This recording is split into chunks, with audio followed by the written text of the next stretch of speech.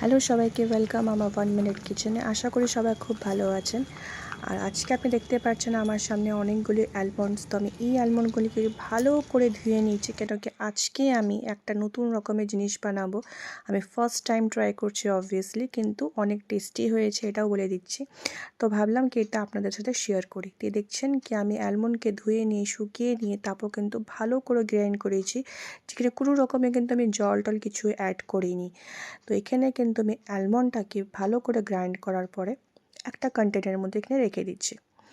আর কেন কি এটাকে আমি একটা কুকিজ বানাবো আমি ভেবেছি। তো কুকিজ বানানোর জন্য যেটা মেইন ইনগ্রেডিয়েন্টস এটা তো লাগছে আমার হচ্ছে বেকিং পাউডার আর বেকিং সোডা, রাইট?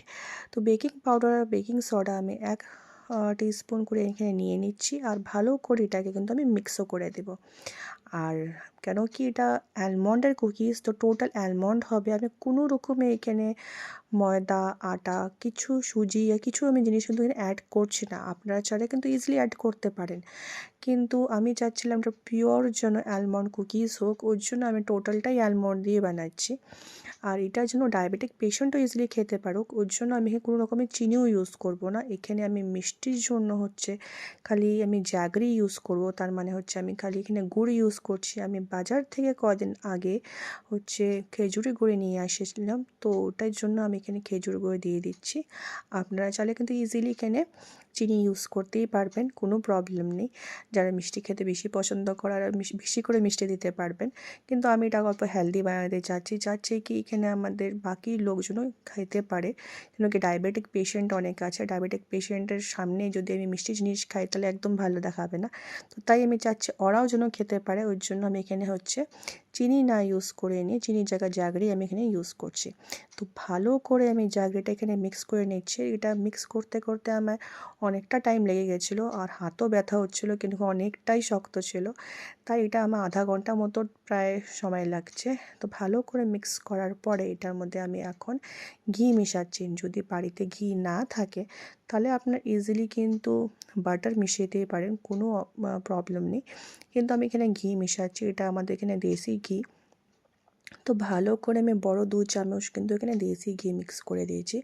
আপনারা চাইলে কিন্তু এখানে ঘিয়ের বদলে বাটার অয়েল ইউজ করতে পারেন, আর প্লাস আপনারা এখানে কিন্তু অল্প দুধও ইউজ করতে পারেন বাইন্ডিংয়ের জন্য। বাট আমার এখানে দুধ আমি এখানে একদমই ইউজ করিনি, কেন কি এখানে ঘিটা এতটা আমি দিয়ে দিয়েছিলাম কি বাইন্ডিং ইজিলি হচ্ছিলো।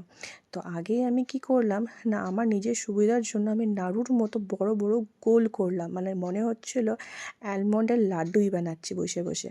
তো তাই আমি আবার বড় বড় লাড্ডুর মতো করলাম, আর মনে হচ্ছিলো কি থাক বাবা, কুকিজ বানানোর একদম দরকার নেই, আজকে আমি এটা লাড্ডু বানিয়ে খেয়ে ফেলবো। তো এতটাই আমার ভাল লাগছিলো। তো ভাবলাম কি না, কেন কি বেকিং সোডা আর বেকিং পাউডার দেওয়া হয়ে গেছে, তো এটাকে এমনি এমনি খাওয়া তো একদম যাবে না, এটাকে বেক আমাকে করতেই হবে। তো তাই আমি এটাকে ফার্স্টে লাড্ডুর মতো গোলা গোলা করলাম, আর এটা করতে করতে অনেকটা সময় চলে গেছে, কেন কি অনেকগুলি লাড্ডু হয়েছে, অনেকগুলি অ্যালমন্ড ছিল, ওটাকে আমার করে নিয়ে অনেকটা ক্রাশ করে নিয়ে অনেকটা আমার কুকিজের জন্য লাড্ডু হয়ে গেছে। তো তাই আমি লাড্ডুগুলি করে নিয়ে হাতে 2 তালা দিয়ে আমি চাপ দিয়ে নিয়ে ওটা ফ্ল্যাট করে দিয়েছি। আর এটা কিন্তু আপনারা নিজস্ব ইচ্ছের মতো কিন্তু ডিজাইন করতেই পারেন। তো আমার কাছে কোনো ডিজাইনের মতো কিছু ছিল না, তাই আমি কিন্তু ওটা হাতের চাপ দিয়ে কিন্তু ওটাকে ফ্ল্যাট করে নিয়েছি। আর দেখতেই পাচ্ছেন এরকম কিন্তু গোলা গোলা শেপ করে নিয়ে কিন্তু আমি এখানে সাজাচ্ছি। আর এই দেখেন এরকম করে করে আমি চাচ্ছিলাম কি বেশিটা যেন একসাথে না দেওয়া হোক, কেন কি এটা ফুলে কিন্তু আরটু বড় হয়ে যাবে। আর ওর জন্য আমি এটা একটার মধ্যে প্রায় 4টা থেকে 5টার মতো আমি দিচ্ছিলাম। আর এটা করে নিয়ে আমার অনেকগুলি অবভিয়াসলি, মানে কেন কি অনেকটা অ্যামাউন্টেই ছিল আমার অ্যালমন্ডটা, তো তাই অনেকগুলি কুকিজ হয়ে গেছে। তো এটা করতে করতে দেখতেই পাচ্ছেন কি হাতের থেকে কিরম তেলও বাড়াচ্ছে, কেন কি এটা তো ফার্স্ট অফ অল আপনার অ্যালমন্ডের যে অয়েলটা থাকে ওটাও হচ্ছে, আর প্লাস ঘি যেটা আছে ঘিটাও দেখতে পাচ্ছেন কতটা ভালো করে বাইন্ডিং করছে। তাই কিন্তু আমি কোনো রকমে এখানে আমি আলাদা করে কোনো জল কোনো তেল কোনো রকমে আমি কিন্তু এখানে দুধ মিক্স করতে লাগিনি। তো এখানে আমি আগের থেকে ওভেনটাকে প্রি হিটিংয়ে বসায় দিয়েছিলাম 2 মিনিটের জন্য। প্রি হিটিংয়ের পরে কিন্তু আমি এটা কুকিজটা ঢুকিয়ে দিয়েছি। আমি কোনোদিন ফার্স্টে করিনি, তাই আমি রিস্ক নিতে চাচ্ছিলাম না, তাই আমি ধীরে ধীরে করে দিচ্ছিলাম। এটা ফার্স্টে আমি 3 মিনিটের জন্য দিলাম, 3 মিনিটে দেখলাম কি আমার কুকিজটা হয়েছে কি হয়নি। তখন দেখলাম কি না, কুকিজটা কিন্তু এখনও আমার হয়নি। তার মানে 3 মিনিট কিন্তু হবে না। আমি এরম করতে করতে আমার 10 মিনিট পেরিয়ে গেছে। এই যে দেখতে পাচ্ছেন 10 মিনিটের পরে কিন্তু আমার কুকিজ কিন্তু একদম রেডি। তখন আমি বুঝতে পারলাম কি 10 মিনিট দিলে কিন্তু আমার কুকিজ একদম রেডি হয়ে যাবে। আর আপনাদের সামনে কিন্তু এখন অ্যালমন্ডের কুকিজ রেডি হয়ে গেছে।